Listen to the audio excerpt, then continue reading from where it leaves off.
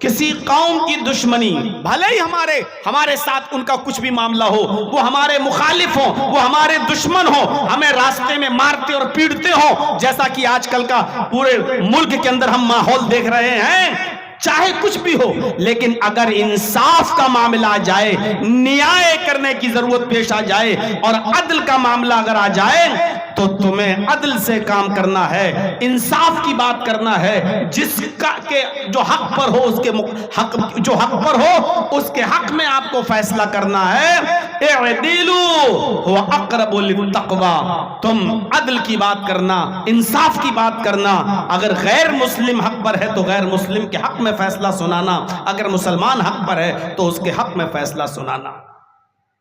اسلام کی تاریخ میں ایک جنگ ہوئی تھی، غزوہ، جس کا نام تھا غزوہ خیبر، اور غزوہ خیبر کے بعد جب یہودیوں کو بستیوں سے نکالا جا رہا تھا اور آپ نے رکنے کے لیے کہ چلیے رات گزاریے، تو رات گزارنے کے لیے ان کو کھلے آسمان کے نیچے نہیں سونے دیا، بلکہ آپ نے کہا کہ تم جاؤ، اور ہماری مسجد کے دروازے کھلے ہوئے ہیں غیر مسلموں کو رات میں ٹھہرانے کے لیے کہ تمہیں صبح سفر کرنا ہے، بستی چھوڑنا ہے تو جاؤ، تم ہماری مسجدوں میں سو سکتے ہو۔ غیر مسلموں کے لیے اپنی مسجد کے دروازے کھول دیے اور غیر مسلموں نے رات مسجد میں گزاری ان یہود و نصارہ نے۔ صبح ہو کر آئے اور کہنے لگے اللہ کے نبی مجھے کچھ آپ سے عرض کرنی ہے۔ آپ نے کہا بتاؤ کیا؟ کہا اللہ کے رسول غزوہ خیبر میں آپ اور آپ کے صحابہ فتح پا گئے، جیت گئے، ہمارا بہت سا مال لوٹ لیا گیا ہے، غنیمت کے طور پر وہ مال آپ کا اور آپ کے ساتھیوں کا ہو گیا ہے، ہم آپ سے وہ مال نہیں مانگ رہے، جو آپ نے لوٹا ہے وہ مال آپ کا ہے، آپ لے لیجئے، لیکن جب ہمارا مال لوٹا گیا، ہمارے سامان پر قبضے کیے گئے، ہمارا مال لوٹا گیا، تو آپ کے صحابہ نے ہمارے مال جو لوٹے گئے ان میں تورات کے کچھ نسخے بھی لوٹ لیے، ہمارے ساتھ جو نسخے تھے، جو تورات ہم پڑھتے تھے، جس کی ہم تلاوت کرتے تھے، آپ کے صحابیوں نے، آپ کے ساتھیوں نے ہمارے تورات کے نسخے بھی لے لیے۔ اے اللہ کے نبی ہم چاہتے ہیں کہ ہمارا سامان تو آپ لے لیں جو جنگ میں ہوتا ہے، اگر ہم جیتتے تو ہم آپ کا سامان لے لیتے، آپ جیت گئے تو آپ ہمارا سامان لے لیں، یہ تو اصول ہے۔ ہم آپ سے اپنا سامان نہیں مانگ رہے ہیں، لیکن ہم یہ چاہتے ہیں کہ ہمیں تورات کے نسخے واپس کر دیے جائیں۔ اللہ کے نبی نے فوراً صحابہ کو اکٹھا کیا اور فرمایا اے صحابیو، یہ جس مذہبی کتاب کی تلاوت کرتے ہیں، یہ جس مذہبی کتاب کو پڑھتے ہیں، یہ تورات جس پر یہ ایمان رکھتے ہیں، تمہیں کوئی حق نہیں پہنچتا کہ تم ان کی تورات پر بھی قبضہ کر لو، ان کی دھارمک پستک کو تم لوٹ لو، تمہیں ان کی دھارمک پستکوں کو، ان کے دھارمک گرنتھوں کو تمہیں دینا پڑے گا، دو، اور تم ان کے تورات کے نسخے واپس کر دو۔ ذرا غور کریے، آج کے زمانے میں کوئی اس کتاب کو آگ لگا دیتا ہے، کوئی اس کتاب کو جلا دیتا ہے، کوئی قرآن کے نسخے جلا کر مسلمانوں کو تکلیف پہنچانا چاہتا ہے، کوئی کچھ کر کے کسی کو تکلیف پہنچانا چاہتا ہے۔ جنگ پوری جیت چکے ہیں، سامان لوٹا جا چکا ہے، لیکن یہودیوں کے اصرار پر آپ نے فرمایا کہ صحابیوں اس کتاب کو ان کو واپس کر دو، ان کی تورات کے نسخے ان کو واپس کر دو۔ تورات کے نسخے ان کو واپس کر دیے گئے، ان یہودیوں کو کتاب یعنی تورات واپس کر دی گئی ہے، واپس کر دی گئی۔ تو جو حقوق تھے غیر مسلموں کے، ان کے ساتھ آپ نے کوئی زیادتی نہیں کی ہے، ان کے حق کو اپنی جگہ پر رکھا۔ اس لیے یہ نہیں کہا جا سکتا کہ صرف مسلمانوں کو قرآن بھائی بھائی کہہ رہا ہے اور غیر مسلموں کو بھائی بھائی نہیں۔ جس سرزمین پر، جس ملک میں جتنا عدل ہوگا، نوٹ کر لیجئے، جتنا عدل ہوگا، جتنا انصاف ہوگا، اس ملک کے اندر اتنا ہی امن اور اتنی ہی شانتی ہو۔ عدل سب کے ساتھ، نیائے سب کے ساتھ۔ حضرت علی رضی اللہ تعالیٰ عنہ خلیفہ ہیں، حضرت علی خلیفہ ہیں، لیکن ان کی زرہ ایک یہودی کے ہاتھ میں ہے۔ حضرت علی نے کہا اے یہودی، یہ زرہ میری ہے، تجھے کیسے مل گئی؟ یہودی کہتا ہے اے علی، آپ جھوٹ بول رہے ہیں، یہ زرہ میری ہے۔ غور کرو، جرجی صاحب آپ کے اس دیوگھر کے ڈی ایم ہوں اور میں یہ کہوں کہ یہ چیز میری ہے تو آدمی مارے ڈر کے دے دے گا، نہیں بھی ہوگی تو لو بھائی صاحب لے لیجئے۔ پتہ نہیں پورے علاقے کی پولیس کہیں ہمارے گھر پہ نہ آ جائے اور 1000 مقدمے ہمارے اوپر دائر نہ کر دیے جائیں۔ حضرت علی خلیفہ اور کہہ رہا ہے یہودی یہ زرہ میری ہے۔ یہودی کیا کہہ رہا ہے؟ علی آپ جھوٹ بول رہے ہیں۔ امیر المومنین سے کہہ رہا ہے، خلیفۃ المسلمین سے کہہ رہا ہے آپ جھوٹ بول رہے ہیں، یہ زرہ میری ہے۔ حضرت علی نے کہا کوئی بات نہیں، ہم کورٹ سے عدالت سے مقدمہ دائر کر کے یہ زرہ لے لیں گے۔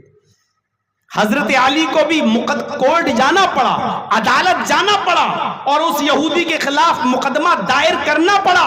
یہودی اپنی تاریخ پر آتا ہے، قاضی شرح نے پوچھا اے علی مدعی آپ ہیں، دعویٰ آپ نے کیا ہے، آپ کیا کہنا چاہتے ہیں؟ حضرت علی نے کہا اس یہودی کے پاس جو زرہ ہے وہ میری ہے۔ قاضی شرح نے پوچھا اے یہودی تم اپنی صفائی میں کیا کہنا چاہتے ہو؟ اس نے وہی جملے دہرائے۔ قاضی صاحب یہ حضرت علی جھوٹ بول رہے ہیں، میرے پاس یہ زرہ کئی مہینوں سے ہے، یہ زرہ میری ہے، زرہ کا مالک میں ہوں۔ اب حضرت علی سے اصول دیکھیے، ضابطہ دیکھیے، اب حضرت علی سے کہا جا رہا ہے، قاضی نے حضرت علی سے کہا اے علی دعویٰ آپ نے کیا ہے یہ زرہ میری ہے تو دلیل آپ کو دینا پڑے گی، ثبوت آپ کو دینا پڑے گا۔ اب آپ ثابت کیجئے کہ یہ زرہ آپ کی ہے۔ آپ کہہ رہے ہیں کہ میری زرہ ہے تو آپ ثابت کیجئے، کوئی گواہ پیش کیجئے۔ حضرت علی نے اپنے بیٹے کو پیش کر دیا، بیٹے بتاؤ یہ زرہ کس کی ہے؟ اور جیسے ہی بیٹے نے حسن نے گواہی دی کہ یہ زرہ میرے ابو کی ہے، قاضی شرح نے ٹوکتے ہوئے کہا اے علی تمہیں معلوم ہے شریعت کا قانون، شریعت یہ کہتی ہے کہ باپ کے حق میں اس کا بیٹا گواہی نہیں دے سکتا ہے، باپ کے حق میں بیٹے کی گواہی مانی نہیں جاتی۔ شرعی اصول کے تحت آپ کی یہ گواہی خارج کی جاتی ہے، آپ کوئی دوسرا گواہ لے کر آئیے۔ خلیفہ کے خلاف قاضی فیصلہ سنا رہا ہے کہ آپ نے جو گواہ پیش کیا وہ آپ کا بیٹا ہے اور آپ کا بیٹا تو آپ کی والی بات کہے گا، اس لیے شریعت کی روشنی میں باپ کے حق میں بیٹے کی گواہی قابل قبول نہیں ہے، لہذا آپ کے بیٹے کی گواہی نہیں مانی جائے گی، آپ دوسرا گواہ پیش کیجئے۔ حضرت علی نے اپنا غلام پیش کر دیا۔ قاضی نے کہا اے علی یہ غلام بھی آپ کا ہے، مالک آپ ہیں۔ غلام بھی وہی بولتا ہے ڈر کی وجہ سے جو اس کا مالک چاہتا ہے، لہذا شریعت کی روشنی میں مالک کے حق میں اس کا غلام بھی گواہی نہیں دے سکتا۔ آج کل کی کورٹ اور عدالت نہیں تھی کہ جھوٹے گواہ تمام پیش کر دو، 1000 روپے 500 روپے میں گواہ کورٹ اور کچہریوں کے باہر گھومتے رہتے ہیں۔ حضرت علی چاہتے تو ایسے تمام مسلمان ان کی گواہی کے حق میں آ سکتے تھے، لیکن کوئی نہیں۔ حضرت علی نے نہ تو گواہی کوئی جھوٹی دلوائی اور نہ ہی اپنے بیٹے اور اپنے غلام کے علاوہ کوئی اور گواہ پیش کیا، اور قاضی شرح سے کہا قاضی صاحب بیٹے اور غلام کے علاوہ میرے پاس اور کوئی گواہ نہیں ہے۔ قاضی نے اسی وقت فیصلہ یہودی کے حق میں سنا دیا، اے یہودی یہ زرہ تمہاری ہے، کیونکہ علی اپنے دعوے کی روشنی میں دلیل پیش نہیں کر سکے، اپنی زرہ کے لیے ثبوت پیش نہیں کر سکے، کوئی گواہ ایسا نہیں لا سکے جس کی گواہی قابل قبول ہو، لہذا اس زرہ کے مالک آپ ہیں۔ یہودی کورٹ سے نکلا، ابھی چند قدم آگے بڑھا اور تھوڑی دور جانے کے بعد کہتا ہے کہ اے علی یہی دیکھنا چاہتا تھا میں کہ آپ خلیفہ ہیں، جھوٹی گواہی کی بنیاد پر آپ ایک بات کو صحیح تو نہیں کر لیتے ہیں، لیکن آپ کے خلیفہ ہونے کے باوجود آپ کے جج نے، قاضی نے وہی فیصلہ سنایا جو قرآن و حدیث کہتا ہے، جس کا اسلام حکم دیتا ہے یقیناً یہ زنا میری نہیں ہے، یہ زنا آپ ہی کی ہے، صفین جاتے وقت یہ زنا آپ کی گر گئی تھی اور یہ زنا ہمیں راستے میں مل گئی تھی، یہ زنا آپ ہی کی ہے، لیکن میں امتحان لینا چاہتا تھا کہ دیکھیں قاضی صاحب خلیفہ کا دباؤ اور پریشر میں آ کر علی کے حق میں فیصلہ سناتے ہیں یا یہ زنا کا مالک مجھے بناتے ہیں۔ میں یقین کے ساتھ کہہ سکتا ہوں قاضی صاحب نے وہی فیصلہ کیا ہے جو فیصلہ شریعت اسلام بتاتا ہے، قرآن بتاتا ہے، حدیث بتاتی ہے۔ قاضی صاحب نے وہی فیصلہ سنایا اور وہ یہودی وہ زنا حضرت علی کو دیتا ہے اور اسی وقت کلمہ پڑھتا ہے، اشہد ان لا الہ الا اللہ و اشہد ان محمدن عبدہ ورسولہ۔ حضرت علی نے کہا یہودی جب تو اسلام لا ہی چکا ہے اور جب تو نے کلمہ پڑھی لیا ہے تو یہ زنا میں نے تجھے اب ہدیے میں دے دی، تحفے میں دے دی، اب اس زنا کا مالک تو ہے۔ میرے بھائیوں غور کرو، ہماری حکومت تھی، ہماری خلافت تھی، ہمارا زمانہ تھا، لیکن اس کے باوجود عدل موجود تھا، انصاف موجود تھا، نیائے موجود تھا، کسی غیر مسلم کے اوپر کوئی ظلم نہیں ہوتا تھا۔ اگر لاؤڈ سپیکر بند ہوں گے تو ہمارے بھی ہوں گے، آپ کے بھی ہوں گے۔ اگر سڑکوں پر نماز بند ہوگی تو پوجا بھی بند ہونی چاہیے اور بھنڈارے بھی بند ہونا چاہیے۔ یہ عدل، یہ انصاف، یہ نیائے یہ اگر تھا تو اسلامی حکومت کے اندر تھا۔ حضرت علی کی حکومت، حضرت علی مالک، حضرت علی خلیفہ، حضرت علی چیف منسٹر، لیکن اس کے باوجود اس یہودی کے ساتھ انصاف ہوتا ہے، شریعت کی روشنی میں اس کو زنا کا مالک بنایا جاتا ہے اور حضرت علی مقدمہ ہارتے ہیں، مقدمے میں ڈیفیٹ کھاتے ہیں اور اس زنا کا مالک یہودی کو بنایا جاتا ہے۔ عدل تھا تو سب کے ساتھ عدل تھا، انصاف تھا تو سب کے ساتھ انصاف تھا۔ میرے بھائیوں یہی حضرت علی کا غلام تھا قمبر، جس کا نام تھا قمبر۔ ایک یہودی آتا ہے اور اپنی غلطی کا اعتراف کرتا ہے، مجھ سے یہ غلطی ہو گئی۔ اس غلطی کی سزا تھی 10 کوڑے۔ نوٹ کیجئے گا میری بات، اس غلطی کی سزا تھی 10 کوڑے۔ حضرت علی نے اپنے غلام قمبر سے کہا کہ اس یہودی کو 10 کوڑے لگاؤ، 10 کوڑے لگاؤ۔ یہودی کو کوڑے لگائے جانے لگے، 1 2 3، اور جب 10 کوڑے لگے تو قمبر کنفیوز ہو گئے۔ حضرت علی کے غلام قمبر کنفیوز ہو گئے کہ 10 مارے یا 9 مارے، بھول گئے گنتی۔ شریعت اسلامیہ کا عدل دیکھیے، انصاف دیکھیے۔ آج بڑے بڑے دھرم کے ٹھیکیدار دھرم کے نام پر دھارمک چولا پہن کر بھی دھارمک فیصلے نہیں کر سکتے، نیائے کی بات نہیں کرتے۔ آج وہ لڑانے کی بات کرتے ہیں اور جھگڑا کرنے کی بات کرتے ہیں، اور افسوس یہ ہے کہ یہ دھرم کا چولا پہن کر یہ سارے کام کیے جاتے ہیں۔ غور کرو، حضرت علی کے غلام قمبر نے جب کوڑے مارے تو کوڑے 9 مارے، 10 مارے، کتنے مارے؟ 10 کوڑے لگ چکے ہیں، لیکن قمبر کنفیوز ہو گئے 10 مارے یا 9 مارے۔ اب ان کو یہ خیال تھا کہ پتہ نہیں 9 ہیں کہ 10، تو انہوں نے سوچا کہ چلو 9 ہی ہوئے تو ایک اور مار دیتے ہیں، ایک آدھ زیادہ لگ گیا تو کیا ہوا، وہ 9 سمجھ کر ایک اور مار دی۔ اب کتنے ہو گئے؟ 11، کیونکہ 10 تو مار چکے تھے وہ۔ اچھا، جس کو کوڑے پڑتے ہیں نا وہ اچھی طرح جانتا ہے، وہ گنتا رہتا ہے۔ جس کو 1 سال کی سزا ہو جائے، 4 مہینے کی سزا ہو جائے تو جیل میں ایک ایک دن گنے گا۔ آپ کو یاد نہیں ہوگا، وہ کہے گا آج میرے 22 دن، آج میرے 23 دن، آج میرے 24 دن، آج میرے 25 دن، وہ بڑے غور سے گنے گا، کیوں اس کو ایک ایک دن اور ایک ایک منٹ یاد رہتا ہے کہ ہمارا اتنے بجے ہم آئے تھے۔ تو جس کو کوڑے پڑ رہے تھے وہ گن رہا تھا کہ کتنے کوڑے مجھے پڑ رہے ہیں۔ کوڑے مارنے والا کنفیوز ہو گیا کہ ہم نے 10 مارے یا 9 مارے، تو اس نے 9 پر یقین کرتے ہوئے ایک اور مار دیا۔ فوراً یہودی چیختا ہے اور کہتا ہے امیر المومنین اے علی، آپ کے غلام قمبر نے مجھے 11 کوڑے مارے، 1 کوڑا مجھے زیادہ مار دیا،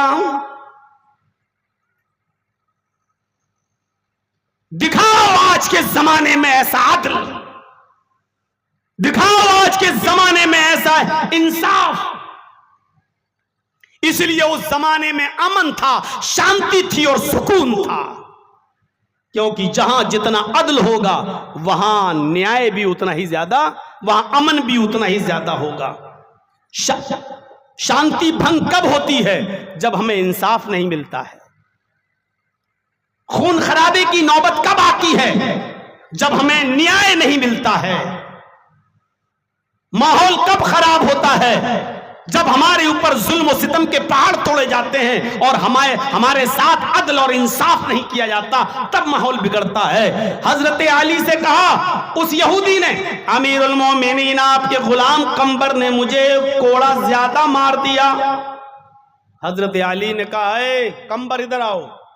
اس یہودی نے کہا کہ 1 کوڑا تم نے اس کو زیادہ مار دیا ہے، کیا یہ سچ ہے؟ قمبر نے اعتراف کرتے ہوئے کہا امیر المومنین میں کنفیوز ہو گیا کہ میں نے 9 مارے یا 10 مارے، تو میں نے 9 پر یقین کرتے ہوئے 1 اور مار دیا، ہو سکتا ہے کہ 11 لگ گئے ہوں، میں اس بات کو تسلیم کرتا ہوں۔ مارنا تو مجھے 10 ہی تھا، لیکن 10واں کوڑا مارتے وقت میں کنفیوز تھا کہ 9 مارے یا 10 مارے، اس لیے میں نے 1 اور مار دیا، ہو سکتا ہے کہ 1 کوڑا زیادہ لگ گیا ہو۔ حضرت علی نے کہا تمہیں یقین نہیں ہے، تم کہہ رہے ہو سکتا ہے، اور یہودی یہ کہہ رہا ہے کہ یقین کے ساتھ کہ 1 کوڑا زیادہ مارا ہے، لہٰذا اس یہودی کی بات کو سچا مانا جائے گا اور اب اس یہودی کے ہاتھ میں کوڑا دیا جائے گا۔ اے قمبر تم یہاں کھڑے ہو جاؤ۔ اپنے غلام قمبر کو اپنے سامنے کھڑا کر دیا اور کوڑا اس یہودی کو دے دیا اور فرمایا اے یہودی، تو 1 کوڑا جو اس نے زیادہ مارا ہے، تو بھی 1 کوڑا اس غلام کی پیٹھ پر تو بھی 1 کوڑا مار لے، جو زیادہ کوڑا مارا ہے اس کا تو انتقام لے لے، بدلہ لے لے۔ اور اس یہودی نے کوڑا اٹھایا اور پوری طاقت کے ساتھ وہ 1 کوڑا اس قمبر کو بھی مار دیا۔ میرے بھائیوں، عدل اور انصاف اس زمانے میں جبکہ علی کی حکومت ہے، علی کی خلافت ہے، امن اور انصاف کا دور ہے، یہودی کو پورا کا پورا انصاف دیا جا رہا ہے، پورا کا پورا عدل مل رہا ہے۔ اس نے جیسے ہی مقدمہ دائر کیا کہ 1 کوڑا مجھے زیادہ مارا گیا، حضرت علی نے فوراً بدلہ دلوایا، فوراً کٹگھرے میں کھڑا کیا اور فوراً قمبر کو 1 کوڑا لگوایا اور یہودی کے ہاتھ سے لگوایا۔ میرے بھائیوں، ایسی عدل کی مثالیں آج کے زمانے میں نہیں مل سکتی ہیں، اور جب نہیں مل سکتی ہیں اس لیے امن نہیں، اس لیے شانتی نہیں۔ آج میرے بھائیوں خوف کا ماحول ہے، دہشت کا ماحول ہے، آج ہم ڈرے ہوئے اور ڈرا ہوا محسوس کر رہے ہیں۔ اس کی وجہ یہ ہے کہ آج ہمارے ساتھ عدل نہیں ہوتا ہے اور انصاف نہیں ہوتا ہے۔ قرآن کریم نے سب سے بنیادی چیز یہ بتائی کہ کوئی ہندو ہو، عیسائی ہو، سکھ ہو، جینی ہو، کوئی بھی ہو، تم اس کے ساتھ بھی انصاف کرنا، زیادتی مت کرنا، ظلم مت کرنا۔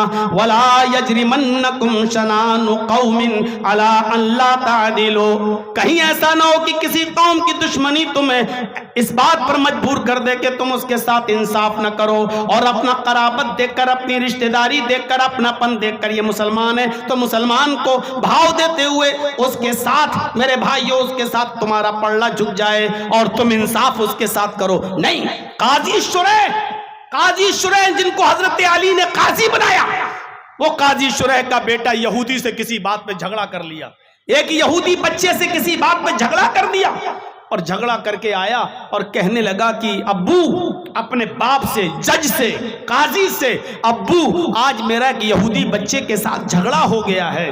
یہ معاملہ تھا۔ ذرا غور کرو، اگر اس معاملے میں کورٹ میں، عدالت میں میری جیت پکی ہو تب تو میں مقدمہ دائر کروں، اور میں اگر قانونی داؤں پیچ سے ہار رہا ہوں تو پھر میں مقدمہ دائر نہیں کروں گا۔ قاضی شریح نے کہا اگر میں نے اس کو یہ کہہ دیا کہ تم ہار رہے ہو تو یہ مقدمہ ہی دائر نہیں کرے گا میرا بیٹا، اور جب مقدمہ دائر نہیں کرے گا تو اس یہودی بچے کو انصاف کیسے ملے گا؟ قاضی شرح نے اپنے بچے کی بات سن کے کہا، ارے بیٹا تم تو 100% جیت رہے ہو، اس میں تو اس یہودی کی گرفت ہوگی، وہ بچہ مار کھائے گا، تم مقدمہ دائر کرو اور تمہیں انصاف ملے گا، یہ تو فیصلہ تمہارے حق میں جا رہا ہے۔ قاضی شرح کے بیٹے نے یہودی لڑکے کے خلاف مقدمہ دائر کر دیا، اور جب فیصلہ ہوتا ہے قاضی شرح کا تو یہودی کے بچے کے حق میں ہوتا ہے اور اپنے بیٹے کے خلاف ہوتا ہے، اور اس یہودی بیٹے کو کوڑا دیا جاتا ہے کہ میرے بیٹے کو کوڑا مارو۔ قاضی شرح کا بیٹا جب کوڑے کھا چکا، اور قاضی شرح جب کورٹ سے عدالت سے جب اپنے گھر آتے ہیں تو بیٹا اپنے باپ سے بات نہیں کر رہا ہے اور اپنی امی کی گود میں جا کر سر چھپاتا اور کہتا ہے کہ میں اپنے باپ سے بات نہیں کروں گا، یہ جھوٹے ہیں، انہوں نے آج اپنے خون کا خیال نہیں کیا، انہوں نے آج کورٹ میں میری بے عزتی کروائی ہے۔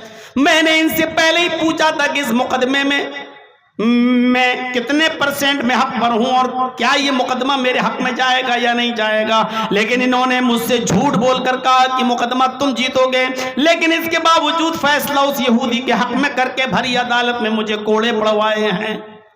قاضی شرح اپنے بیٹے سے کہتے ہیں، میرے بیٹے میں اس ذات کی قسم کھا کے کہتا ہوں جس کے قبضے میں میری جان ہے، تو مجھے بہت پیارا ہے، تو میرا لخت جگر ہے، میں تجھ سے بہت محبت کرتا ہوں، میں تجھ سے بہت پیار کرتا ہوں، لیکن عدل اور انصاف مجھے اس سے بھی زیادہ پیارا ہے، عدل اور انصاف مجھے اس سے بھی زیادہ چاہیتا ہے۔ میرے بیٹے آج میں بے انصافی کر کے تجھے حقدار بنا سکتا تھا، لیکن کل قیامت کے دن اس پر میری گرفت ہوتی تو میں اپنے رب کو کیا منہ دکھاتا اور اپنے اللہ کو کیا میں جواب دیتا؟ میرے بیٹے میں تجھ سے پیار کرتا ہوں، لیکن عدل مجھے تجھ سے بھی زیادہ پیارا ہے۔ یہ جب عدل تھا، جب یہ انصاف تھا، جب یہ عدل تھا تو امن تھا، آج عدل نہیں ہے اس لیے امن بھی نہیں ہے۔ آج جب نیائے اڑ چکا ہے اور پیسوں، کوڑیوں، رشوتوں اور دولت اور خزانوں میں جب یہ عدل اور انصاف کھوٹیوں پہ ٹنگا ہوا نظر آتا ہے تو میرے بھائیوں پھر اس ملک کے اندر شانتی کہاں سے ہو، اس ملک کے اندر سکون کہاں سے ہو، اس بستی کے اندر شانتی کہاں سے آئے جہاں عدل نہیں اور انصاف نہیں۔ اس لیے کوئی یہ نہ کہے کہ غیر مسلموں کو بھائی نہیں بتایا۔ اس آیت میں اللہ نے مسلمانوں کو بھائی بتایا، کیا کہا؟ انما المؤمنون اخوہ، ایمانی رشتے سے سب بھائی بھائی ہیں جتنے مسلمان ہیں، اور اس میں کوئی برائی بھی نہیں ہے۔ ہمیں اپنوں کے ساتھ جو ہمدردی ہوتی ہے وہ غیروں کے ساتھ اتنی نہیں ہوتی ہے، لیکن اس کا یہ مطلب نہیں کہ غیر سے ہماری نفرت ہے۔ اپنے ایک بات بتائیے، آپ کا پڑوسی بیٹا، پڑوسی لڑکا، پڑوس میں رہنے والا پڑوسی کا بیٹا بیمار ہو جائے، ہاسپٹل میں ایڈمٹ ہو جائے، آئی سی یو میں بھرتی ہو جائے، تو آپ اس کے پڑوسی ہونے کے ناطے کیا کریں گے؟ آپ ہاسپٹل جائیں گے، آدھا گھنٹہ وہاں بیٹھیں گے، اس کو تسلی دیں گے، اس کے باپ کو تسلی دیں گے۔ اگر آپ کا پڑوسی غریب ہوا تو 1000 2000 5000 روپے سے آپ اس کی مدد بھی کر دیں گے اور آپ چلے آئیں گے۔ لیکن اس پڑوسی کے بیٹے کے علاوہ اگر آپ کا اپنا بیٹا بیمار ہو جائے، آپ کا اپنا لخت جگر بیمار ہو جائے، آپ کی اپنی اولاد بیمار ہو جائے تو آپ کیا کریں گے؟ آپ پڑوسی کے بیٹے کو ہاسپٹل میں آدھا گھنٹہ دے رہے تھے، لیکن آپ کا اپنا بیٹا ہے، آپ آفس چھوڑ دیں گے۔ آپ کوئی بزنس کرتے ہیں تو بزنس چھوڑ دیں گے، آپ پورا کا پورا 24 گھنٹہ ہاسپٹل میں دیں گے۔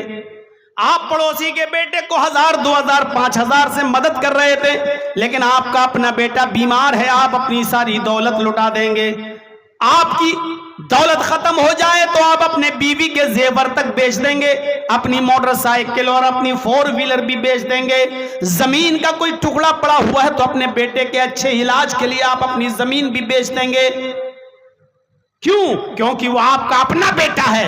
تو جو آپ کو اپنی اولاد سے جو لگاؤ ہے وہ پڑوسی کی اولاد سے اتنا نہیں ہے، حالانکہ اس کا یہ مطلب نہیں کہ پڑوسی کے بیٹے سے آپ نفرت کر رہے ہیں۔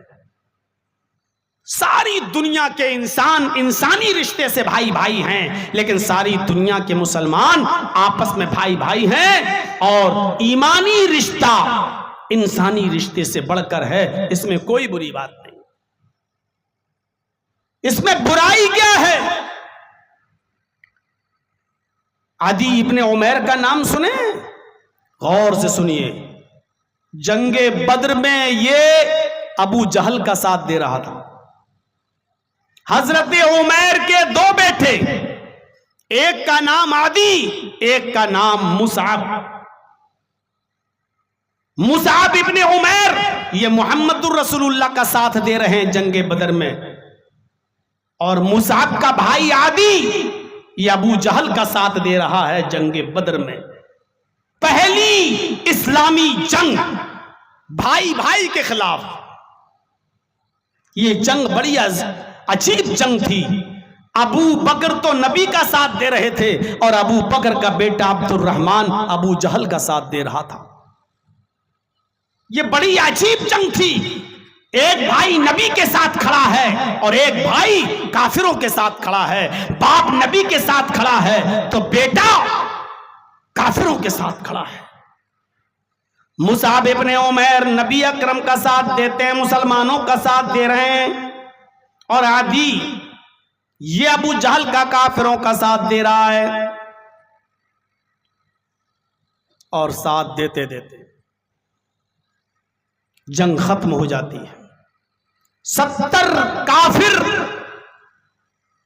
مارے جاتے ہیں، اور اس جنگ کے اندر 70 ہی کافروں کو قید کیا جاتا ہے۔ جن کافروں کو قید کیا جاتا ہے ان کافروں میں عدی ابن عمیر بھی ہے۔ جو چیز مجھے بتانا ہے نوجوانوں وہ اب سنو۔ اللہ کے نبی صلی اللہ علیہ وسلم صحابیوں کو حکم دیتے ہیں کہ تم ان 70 کافروں کے پیروں میں بیڑیاں ڈال دو تاکہ یہ رات میں بھاگ نہ سکیں، یہ رات میں بھاگ نہ سکیں۔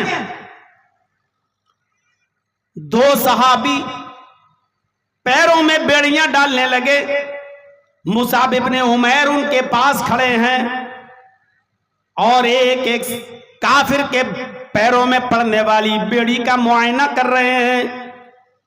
یہی دونوں صحابی جب کافروں کے پیروں میں بیڑیاں ڈال رہے تھے، اسی وقت مصعب ابن عمیر اپنے بھائی کے پاس آ جاتے ہیں، عدی ابن عمیر کے پاس، اور دونوں صحابیوں سے کہتے ہیں کہ عدی کے پیروں میں بھی بیڑیاں ڈال دو۔ جب وہ دونوں ساتھی عدی ابن عمیر کے پیروں میں بیڑیاں ڈالنے لگے تو مصعب ابن عمیر کہتے ہیں ذرا ٹائٹ کر دو۔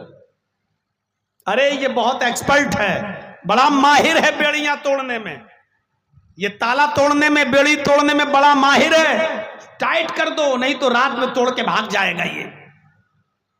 جب مصعب ابن عمیر صحابہ کو یہ مشورہ دے رہے تھے کہ یہاں سے ٹائٹ کرو، یہاں سے کس دو، یہاں سے یہ جب مشورہ دے رہے تھے تو عدی ابن عمیر ایسے گھورتے ہوئے عدی ابن عمیر مصعب کو گھورتے ہوئے کہہ رہا تھا، مصعب تجھے شرم آنی چاہیے، کیسا بھائی ہے تو میرا، کیسا بھائی ہے تو میرا، یہ دونوں ساتھی میرے پیروں میں بیڑیاں ڈال رہے ہیں اور تو کہہ رہا ٹائٹ کر دو، تجھے اپنے بھائی کا ذرا بھی برا نہیں لگ رہا ہے؟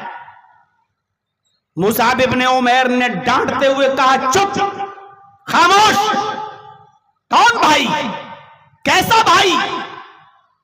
جبکہ سگے بھائی تھے دونوں۔ عدی نے کہا میں تیرا بھائی نہیں ہوں۔ مصعب نے کہا نہیں، میں تجھے اپنا بھائی نہیں مانتا۔ عدی نے کہا کیا تیرے باپ کا نام عمیر نہیں ہے؟ مصعب نے کہا ہاں میرے باپ کا نام عمیر ہے۔ عدی نے کہا میرے باپ کا نام بھی عمیر ہے، کیا تیری رگوں میں تیرے باپ کا خون نہیں دوڑ رہا ہے؟ مصعب نے کہا میری رگوں میں میرے باپ عمیر کا خون دوڑ رہا ہے۔ عدی نے کہا میری رگوں میں بھی میرے باپ کا خون دوڑ رہا ہے۔ جب تیرا باپ عمیر میرا باپ بھی عمیر، جب تیری رگوں میں بھی میرے باپ کا خون دوڑ رہا ہے اور میری رگوں میں بھی میرے باپ کا خون دوڑ رہا ہے تو پھر تو میرا بھائی کیوں نہیں ہے؟ کیسے انکار کر رہا ہے؟ مصعب ابن عمیر نے کہا اے عادی، عمیر میرا باپ ہے، یہ صحیح ہے، عمیر کا خون میری رگوں میں دوڑ رہا ہے، یہ سچ ہے، لیکن میں یہ مانتا ہوں کہ تو میرا بھائی نہیں ہے۔ اے عادی، تو جانتا میرا بھائی کون ہے؟ اے عادی، تو جانتا میرا بھائی کون ہے؟ میرا بھائی یہ ہے جو تیرے پیروں میں بیڑیاں لگا رہا ہے، جو تیرے پیروں میں بیڑیاں ٹائٹ کر رہا ہے، یہ میرا بھائی ہے، اس لیے کہ یہ میرا بھائی کلمہ پڑھتا ہے، اشہد ان لا الہ الا اللہ و اشہد ان محمدن عبدہ و رسولہ، اس لیے یہ میرا بھائی ہے۔ کیا پتا چلا اس واقعے کی روشنی میں؟ اس واقعے سے ہمیں یہ پتا چلتا ہے کہ خونی رشتے سے زیادہ ایمانی رشتہ اہمیت رکھتا ہے۔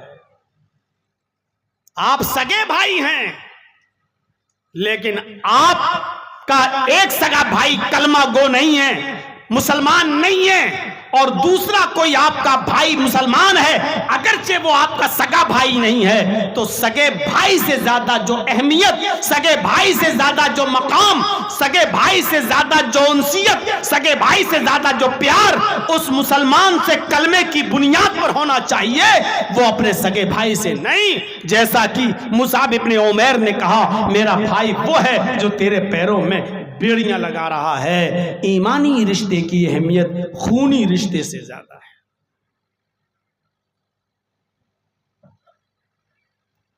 اسی لیے جب مہاجرین نے ہجرت کر کے مکہ سے مدینہ شرن لی اور اللہ کے نبی صلی اللہ علیہ وسلم نے انصار و مہاجرین کے درمیان جب مواخات پیدا کی، جب بھائی چارہ قائم کیا، تو وہاں کے لوگوں نے اپنے بھائیوں کو اپنی زمینوں سے حصے نہیں دیے، جائیدادوں سے حصے نہیں دیے، بلکہ یہاں جب مکے کے مہاجر جب مدینے پہنچتے ہیں اور اللہ کے نبی نے جب ایمانی رشتے سے ان کا بھائی چارہ قائم کرایا، مواخات پیدا کرائی، تو جس کے پاس 2 کھیت تھے اس نے 1 کھیت دے دیا، جس کے پاس 2 زمینیں تھیں اس نے 1 زمین دے دی، جس کے پاس 2 مکان تھے اس نے 1 مکان دے دیا۔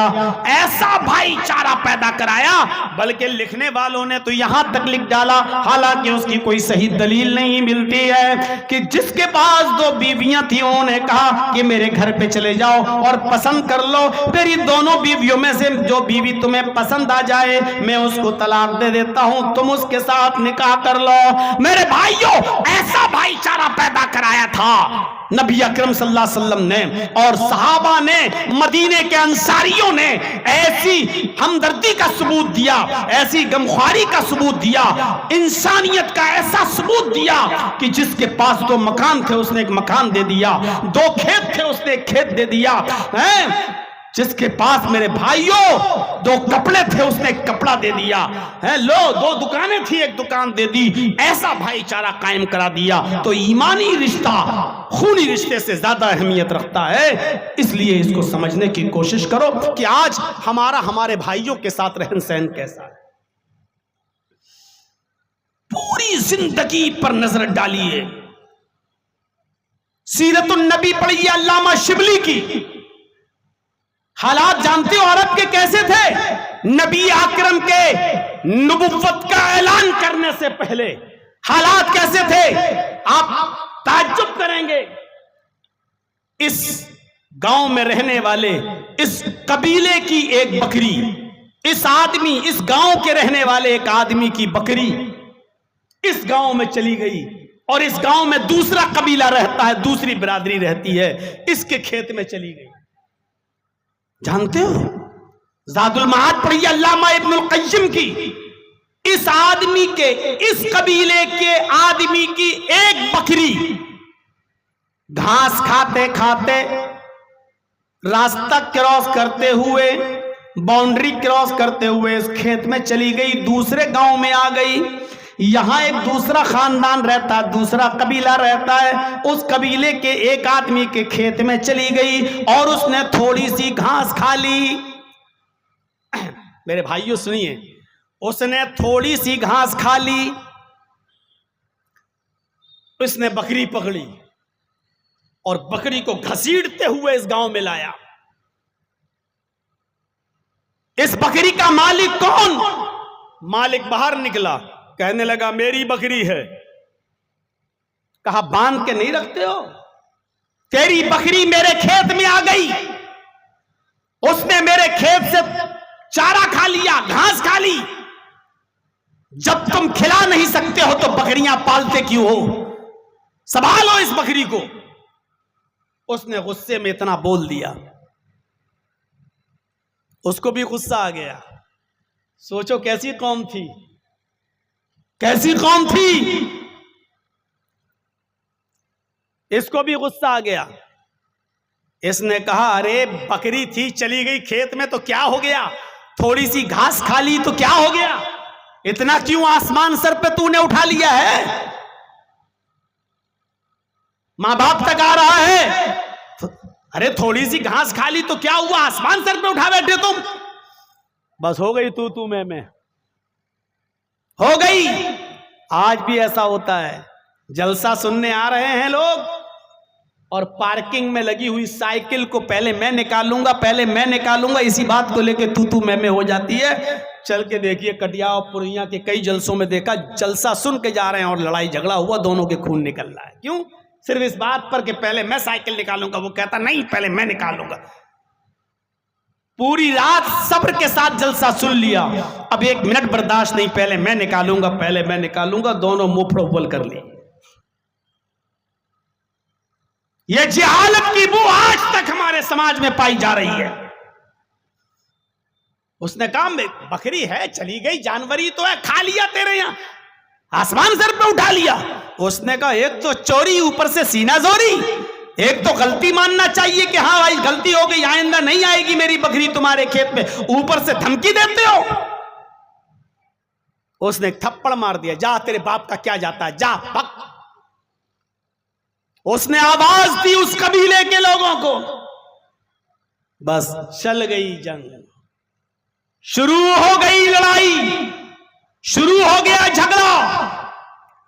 علامہ شبلی لکھتے ہیں سیرت النبی میں، ایک بکری کے تھوڑی سی گھاس کھا لینے کی بنیاد پر یہ جھگڑا چلتا ہے اور چلتا ہی چلا گیا۔ اتنا لمبا یہ جھگڑا چلتا رہا کہ یہ جھگڑا 27 سال تک چلتا رہا، ایک بکری کے گھاس کھا لینے کی وجہ سے۔ یہ جھگڑا دونوں خاندان اور دونوں قبیلوں کے درمیان کتنے سال تک چلا؟ 27 سال تک۔ اور جب دونوں طرف سے مرنے والوں کی گنتی گنی گئی کہ کتنے مر گئے 27 سال میں، سنیے 27 سال میں کتنے لوگ مر گئے؟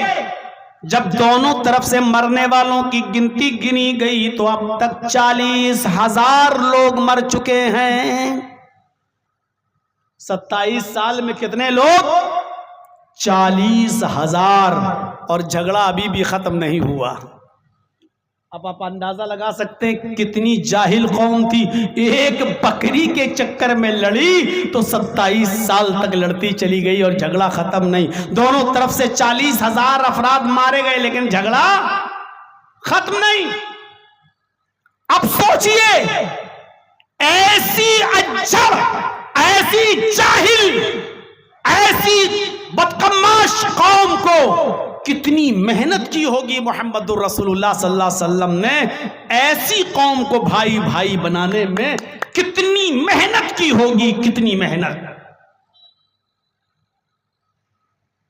اور جھارکھنڈ کے لوگوں، دیوگھر والوں، آس پاس مدھوپور، جام تاڑا اور سارے علاقے موجود، 25 سال سے زیادہ اس علاقے میں میری تقریروں کا دور، اور پوچھو جرجی صاحب ان 25 سالوں سے آپ جام تاڑا میں، مدھوپور میں، جسیڈی میں، دیوگھر کے علاقے میں آپ آ رہے ہیں، گڈا کے علاقے میں آپ جا رہے ہیں، ان 25 سالوں میں تقریریں کی ہیں آپ نے، بڑے بڑے جلسے کیے ہیں، کتنا سدھار آیا، لوگوں میں کتنی تبدیلی آئی، لوگوں میں کتنی اصلاح ہوئی، آپ نمبر کتنا دیں گے؟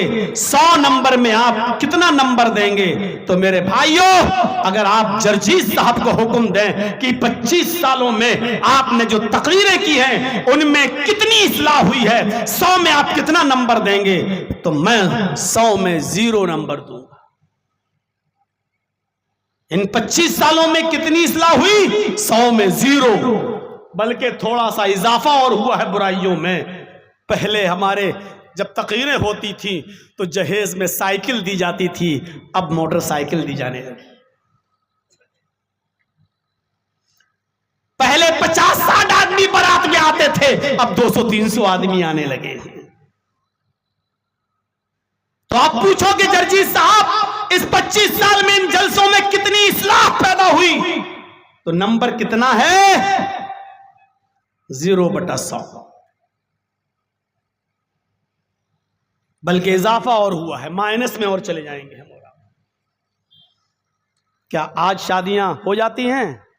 ایمانداری کے ساتھ بتاؤ، بغیر لیے دیے شادی ہو جاتی ہے؟ ایک نکاح دیکھا ہے آج ہم نے، وہ بھی سنا ہے، دیکھا نہیں ہے، میں روم میں تھا تو نکاح ہو رہا تھا، اور وہ بھی نکاح ایسا کہ لڑکے سے میں نے پوچھا کہ صرف نکاح ہی ہو رہا ہے کہ رخصتی بھی ہوگی؟ بولا رخصتی نہیں ہو رہی ہے۔ تو میں نے کہا پھر فائدہ کیا ہوا نکاح کرنے سے؟ اب تو دونوں اور بے چین رہیں گے۔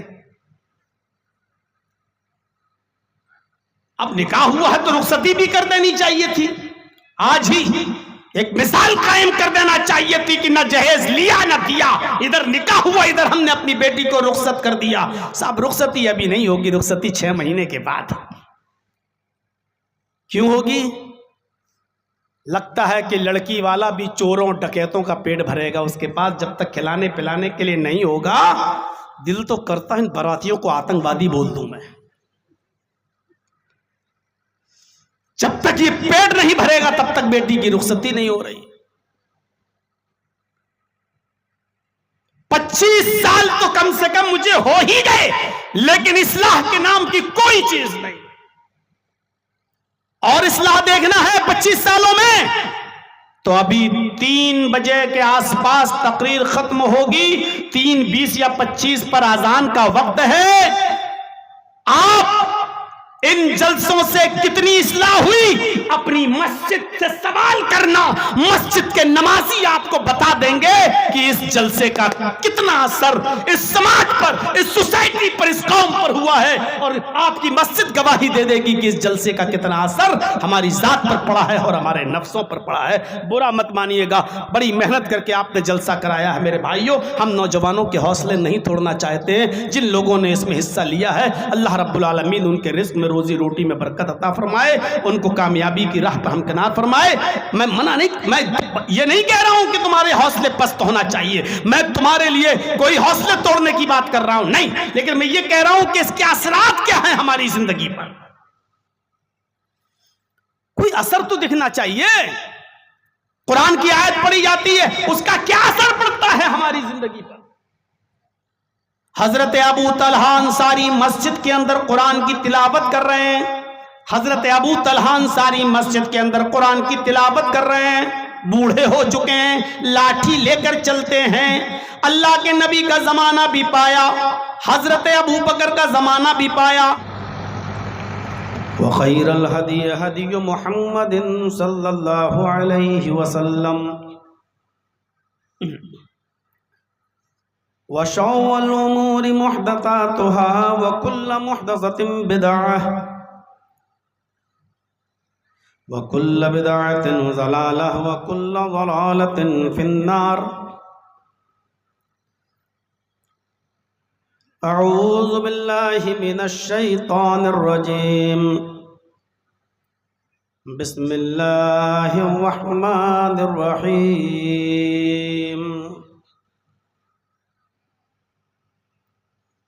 انما المؤمنون اخوة فاصلحوا بین اخویکم واتقوا اللہ لعلکم ترحمون۔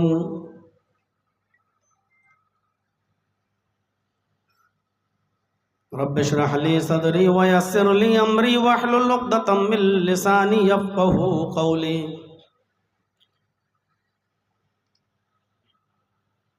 اس عظیم الشان اجلاس کے صدر محترم فضیلت الشیخ قطب الرحمن صاحب فیضی حفظہ اللہ، محترم ناظم اجلاس، اسٹیج پر بیٹھے ہوئے دیگر معقر علماء کرام، علاقے کے باوقار احباب، معزز سامعین حضرات، پردہ نشین اسلامی خواتین، ماں اور بہنوں، قوم و ملت کے لائق ور نوجوانوں اور عزیز بچوں،